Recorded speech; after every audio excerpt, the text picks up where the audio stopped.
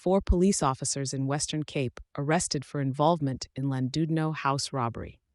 In an astonishing breach of trust, 4 South African Police Service SAPS officers have been arrested for involvement in a house robbery in the serene suburb of Llandudno in the Western Cape. The arrests followed an intensive investigation by the Western Cape Anti-Corruption Unit, highlighting systemic challenges in the police force. The incident that led to these arrests occurred in the early hours of September 14th, when several officers reportedly burglarized a residence on Sunset Avenue. The crime was initially reported to the Hout Bay SAPS before the case was transferred to the Anti-Corruption Unit for a thorough investigation. Following the scandal, swift action was taken and arrests were effected over a period of time.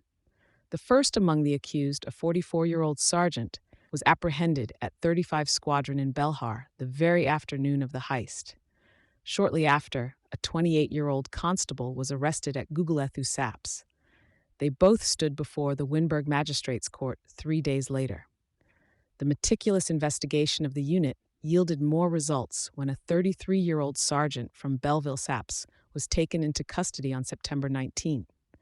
This was followed by yet another arrest early in the morning when a 38-year-old sergeant from Philippi SAPS was found linked to the crime scene via fingerprint evidence. They were all detained at Winburg SAPS and together faced the magistrate on October 3rd for their bail application.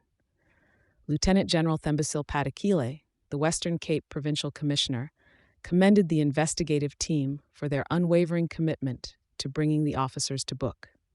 This statement served as both a commendation for diligent law enforcement and an implicit warning to any SAPS members who might consider straying from their sworn duty to serve and protect.